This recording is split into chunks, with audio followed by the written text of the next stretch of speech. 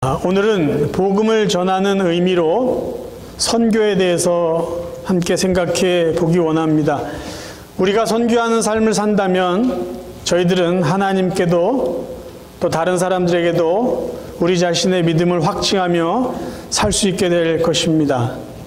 오늘은 선교에 대해서 말씀을 전하기 전에 우리가 전도와 선교는 도대체 뭐가 차이가 있나 이거 궁금해 하시는 분들이 있어요. 그래서 그냥 아주 간단하게 전도는 뭐고 선교는 뭔지 한번 이렇게 정리해 보았습니다.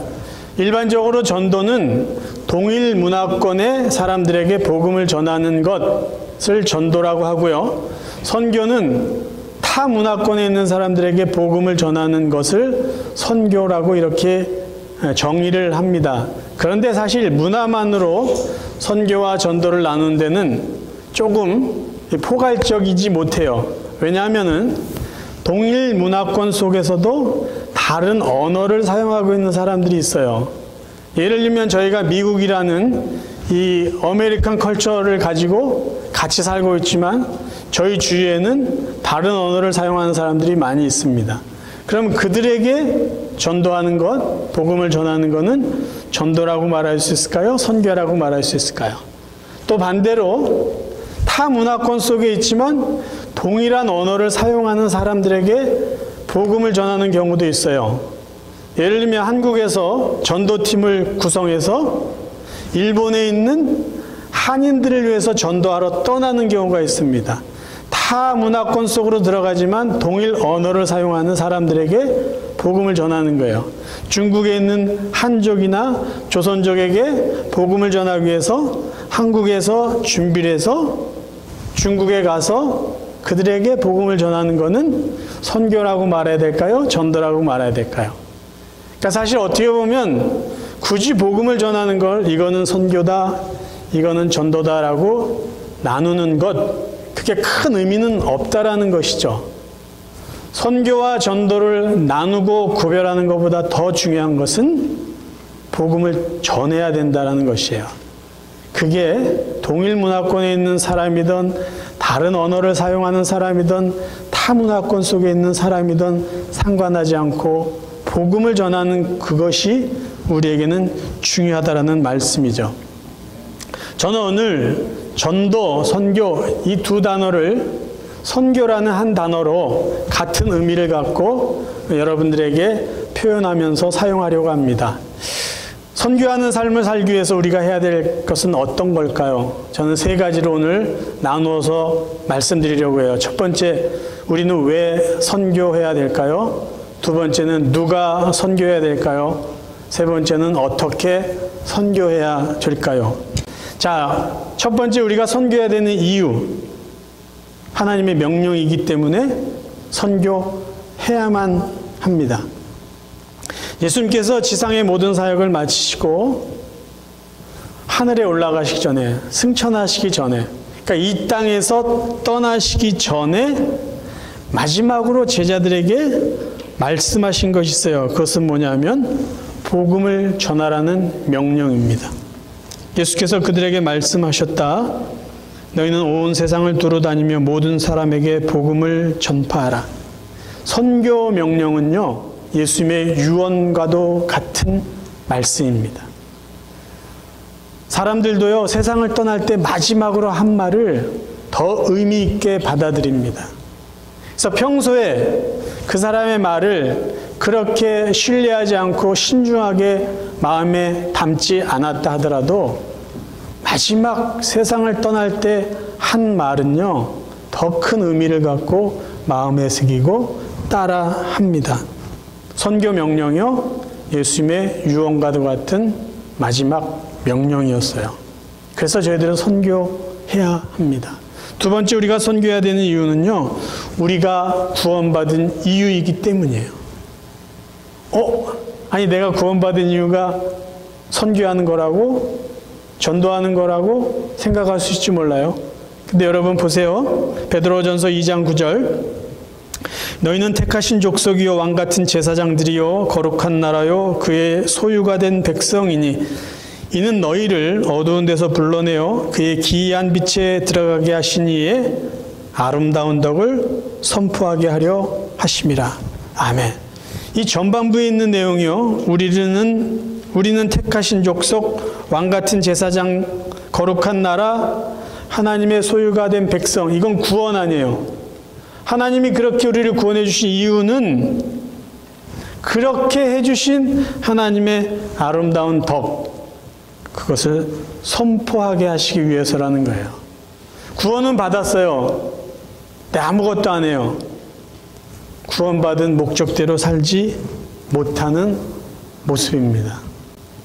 세 번째 우리가 선교해야 되는 이유는요, 이 땅에 성령이 오신 이유 중에 하나가 선교하는 것이기 때문입니다. 사도행전 2장에 보면 오순절, 유대인들이 모이는 아주 중요한 종교 절기에 120여 명이 모여서 예수님의 말씀을 기억하면서 기도했습니다. 그때 하나님이 보내신 성령이 그들에게 임해요. 근데 놀라운 일이 생겨요. 성령이 임하자마자 성령 충만을 받은 사도들이 말을 하기 시작합니다. 말을. 자, 사도행전 2장 두 구절을 읽어드릴게요. 그들이 다 성령의 충만함을 받고 성령이 말하게 하심을 따라 다른 언어들로 말하기를 시작하니라. 11절. 우리가 다 우리의 각 언어로 하나님의 큰 일을 말함을 듣는도다. 성령이 임하자 사도들은 그 전에 안 했던 일을 해요. 성령이 말하게 하심을 따라 말을 했다는 거예요.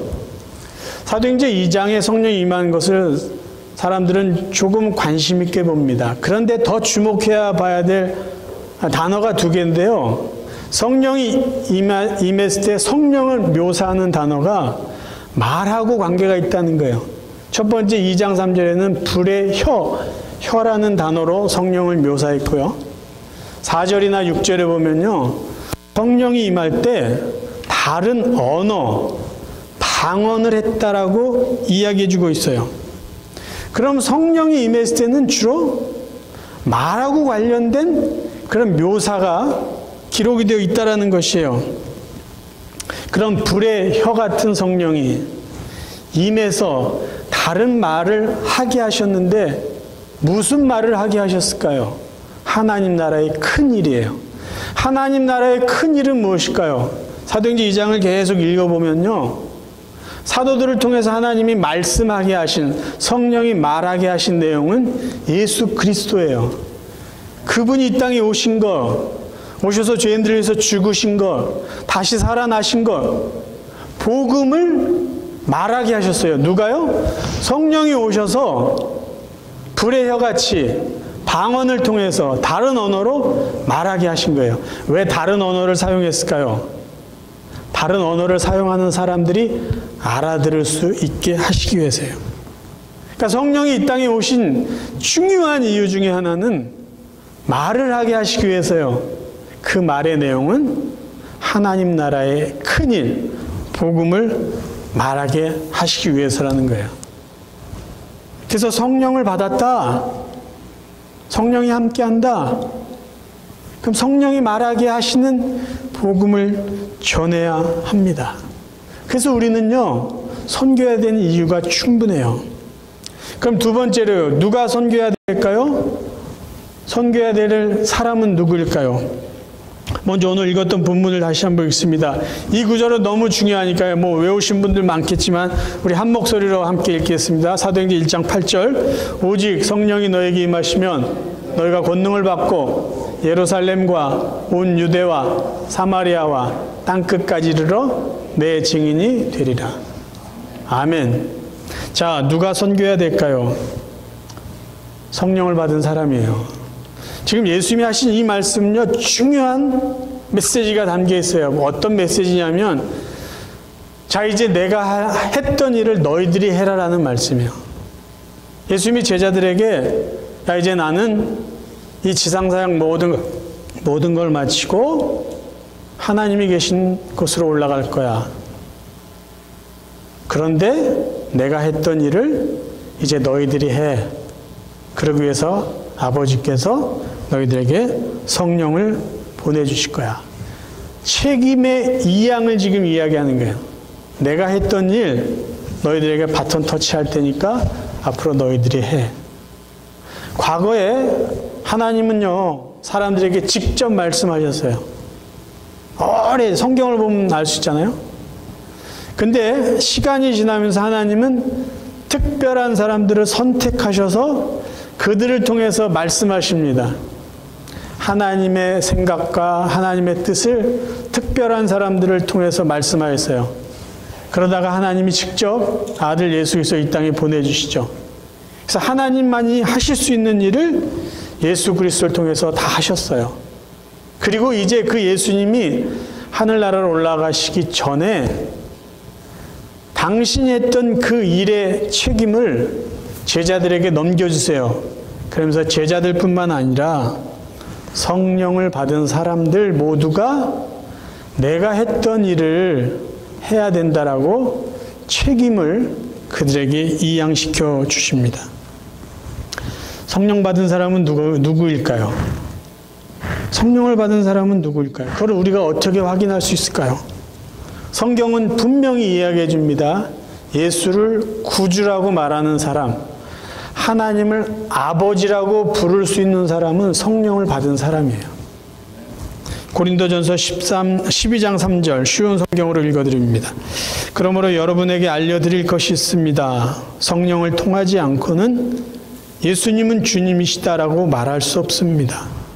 로마서 8장 16절 성령이 친히 우리의 영과 더불어 우리가 하나님의 자녀인 것을 증언하시나니. 우리가 기도할 때 하나님 아버지라고 부른다면 우리는 성령 받은 사람이에요. 예수님은 나의 구세주이십니다. 나의 주인이십니다. 라고 고백하는 사람들은요, 성령 받은 사람이에요. 이 말은 무엇을 의미할까요? 선교에 책임 있는 사람이라는 거예요. 내가 구원받았습니다. 나는 구원의 확신을 갖고 살아갑니다. 그렇게 말하는 사람은요, 다르게 표현하면 나는 선교에 책임이 있는 사람입니다. 라는 소리예요. 제가 수도 없이 강조한 거, 하나님은 저희들을요, 두 가지로 부르셨어요.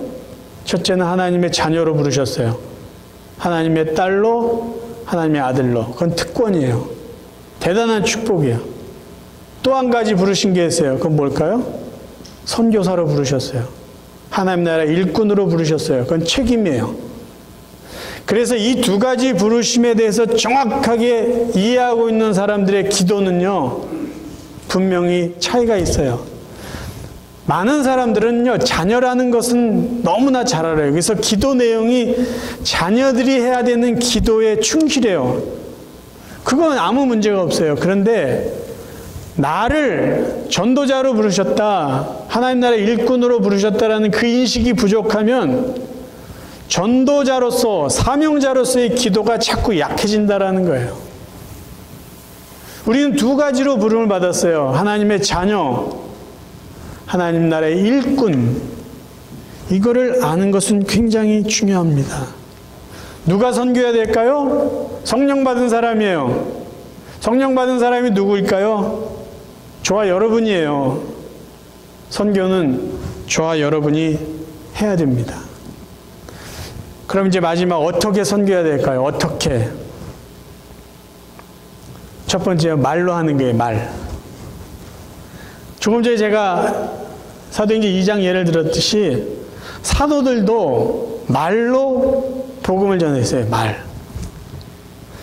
무엇을 전해야 될까요? 복음을 전하는 거죠. 복음, 굿뉴스를 전해야 되는데, 복음은 예수 그리스도께서 이 땅에 오셔서 인간들을 위해서 행하신 일이 복음이에요. 이것도 제가 수도 없이 말했어요. 우리가 전도할 때, 선교할 때 말해야 될 복음은 5가지예요. 이미 여러분 아시죠? 첫 번째 뭐죠? 예수님이 이 땅에 오셨다는 거예요. 인간으로 오신 거. 두 번째, 예수님이 죄인을 대신해서 죽으셨다는 거예요. 세 번째, 그분이 3일 만에 부활하셨다는 거예요. 왜 부활하셨죠? 죄 용서받은 사람은 다시 사는 걸 보여주시기 위해서요. 네 번째, 그분이 승천하셨어요. 왜 가셨어요? 믿는 자들이 살 곳을 준비하기 위해서. 네 가지는 이미 하신 일이에요. 한 가지는 앞으로 하실 일이에요. 뭐죠? 다시 오실 것이에요. 재림. 이게 복음이에요. 이 복음에 살을 붙이려면 어떻게 해야 되냐? 이 복음의 내용이 나를 위한 거라는 거예요. 나를 위한 이 복음이 전도로, 선교로 표현될 때는 당신을 위한 예수님이 돼야 되는 거예요. 당신을 위해서 예수님이 이 땅에 오셨고, 당신을 위해서 예수님이 죽으셨고, 당신을 위해서 부활하셨고, 당신을 위해서 승천하셨고, 이제 당신을 위해서 다시 오실 것입니다. 이거를 말하는 게 전도고 선교라는 것이에요. 알아야 전하죠. 알아야. 근데 내가 이걸 알아도 낯선 사람에게 이걸 전하는 게 어색할 수 있어요. 그래서 제일 편한 사람들과 대화를 하면서 연습할 필요가 있다는 거예요.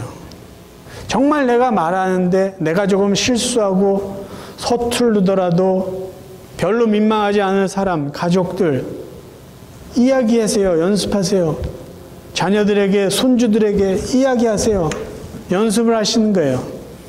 그래서 기회가 있을 때마다 이 5가지를 말하는 것, 그게 바로 선교하는 첫 번째 방법입니다. 두 번째 선교하는 방법은요, 몸으로 하는 거예요. 삶으로 하는 거예요. 먼저 예수님의 말씀을 읽겠습니다. 마태복음 5장 16절 쉬운 말 성경이에요.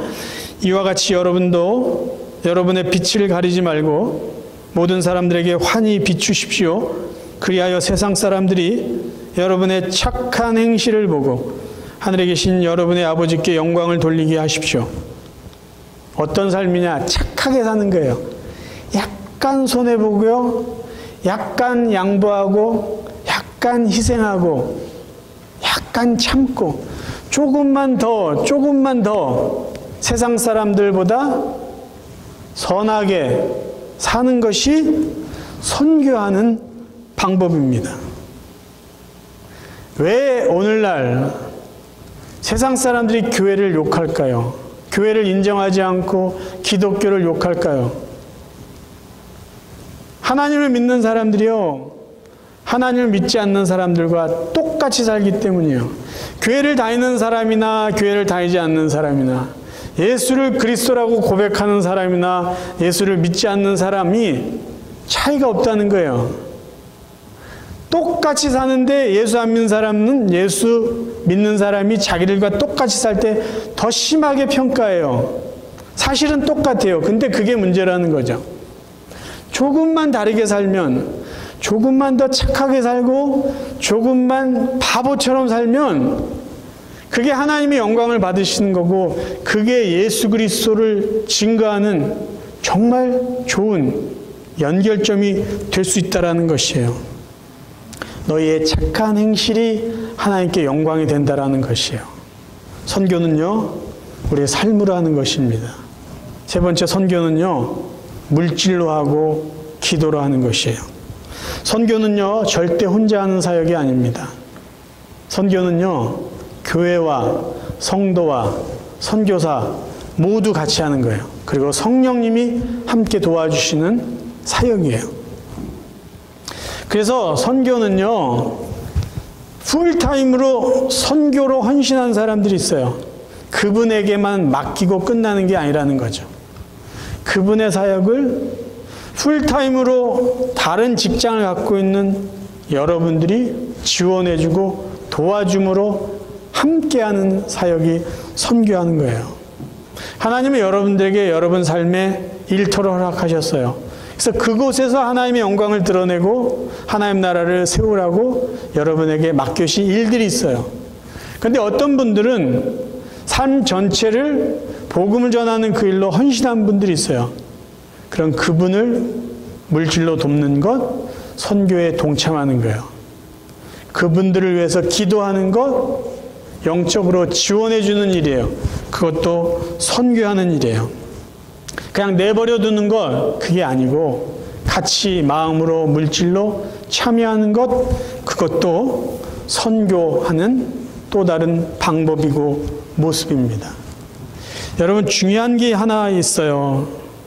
내가 복음을 전한다, 내가 선교한다, 전도한다라는 건요, 내가 예수를 구주로 믿는다는, 나는 그리스도이다라는 자부심을, 자신감을 표현하는 것이에요. 아니, 내가 믿는 예수님이 나는 자랑스럽습니다. 나는 그리스도인이라는 것이 자랑스럽습니다라고 말하는 것이 선교라는 것이에요. 예수님이 이런 말씀하셨어요. 마태복음 10장 32절, 누구든지 사람 앞에서 나를 시인하면 나도 하늘에 계신 내 아버지 앞에서 그를 시인할 것이요. 아니, 내가 믿는 예수님이 부끄럽다면, 내가 예수 믿는 것이 자랑스럽지 않다면 그 신앙, 그 믿음 문제가 있는 거 아니겠어요? 선교는요, 나의 신앙, 나의 믿음을 자랑하는 것이에요. 자부심을 갖고 있는 거예요. 자신감을 표현하는 것입니다. 그래서 저희들은 선교하셔야 되는 것이에요. 이제 전도 동영상 하나를 보겠습니다.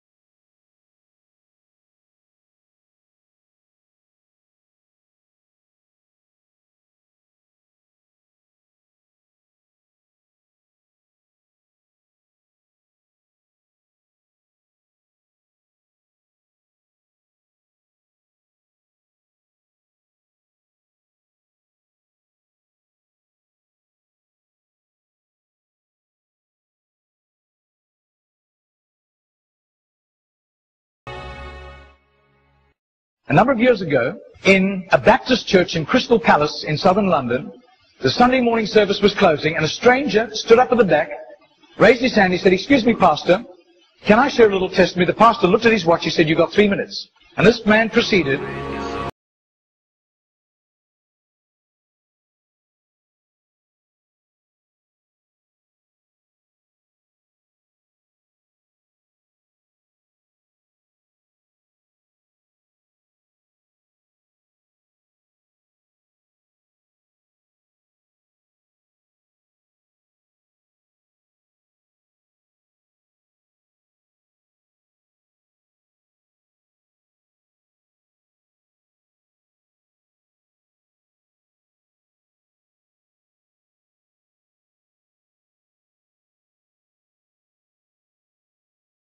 This London preacher flew back to the UK and was speaking at the Keswick Convention in the Lake District. And he threw in these 3 testimonies. At the close of his teaching session, 4 elderly pastors came up and said, "We got saved between 25 and 35 years ago, respectively, through that little man on George Street giving us a tract and asking us that question."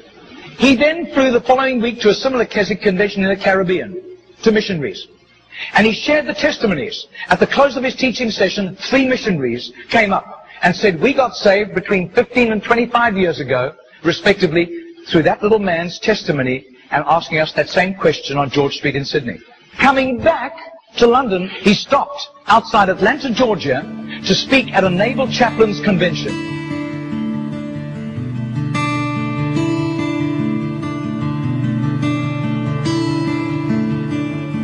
6 months later, flew to do a convention for 5,000 Indian missionaries in a remote corner of northeastern India. And at the end, the Indian missionary in charge, a humble little man, took him home to his humble little home for a simple meal. And he said, "How did you, as a Hindu, come to Christ?" He said, "One bout of diplomatic service took me to Sydney. And I was doing some last-minute shopping laden with parcels of toys and clothing for my children, walking down George Street.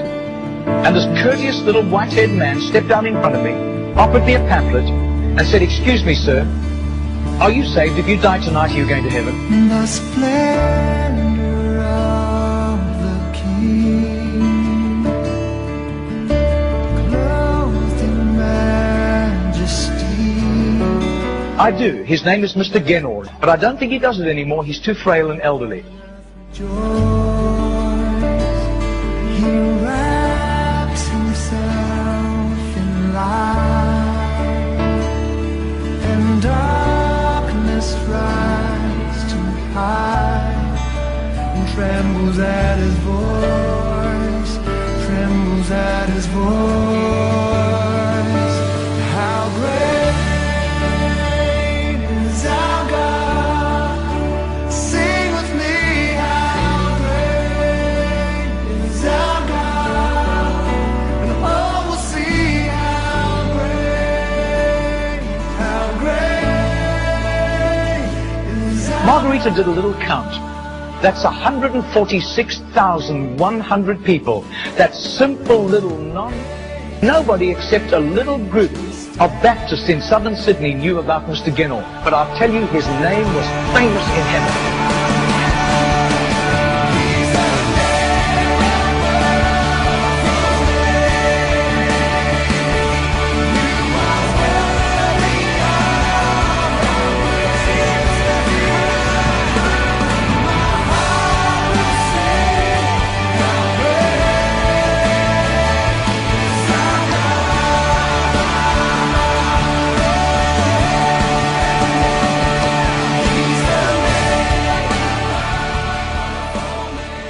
이분이 전도한 사람이 14만 6,100명 이런 얘기를 했는데요.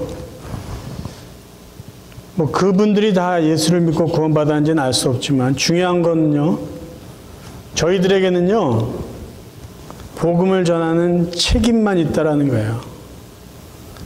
복음을 전하고 나서 그들의 영혼의 문제는 하나님이 하실 일이에요. 우리가 그것까지 생각하면서 복음을 전하는 걸 주저할 필요는 없다라는 것이죠. 우리의 책임은 복음을, 예수 그리스도를 전하는 겁니다. 그 다음 일은 하나님께서 그분의 뜻대로 행하실 일이에요. 사랑하는 성도 여러분, 선교는요, 거룩한 부담이에요. 그러니까 내가 예수 믿은 큰 은혜를 받았다면요, 선교의 책임을 안고 살아가야 되는 그 부담은 우리 몫이라는 것입니다. 만약에 그것조차 우리가 외면한다면요, 우리는 하나님께 받은 은혜를 너무 가볍게 여기는 사람이 될 수도 있습니다. 새해를 시작하며 여러분 다시 한번 우리의 믿음 생활을 한번 더 굳건히 할 수 있기를 바라요. 저는 첫 주 설교를 예배에 대해서 했어요. 두 번째 설교를 말씀에 대해서 했어요. 세 번째 설교를 기도에 대해서 했어요. 오늘은 선교에 대해서 했습니다. 신앙생활의 기본이에요.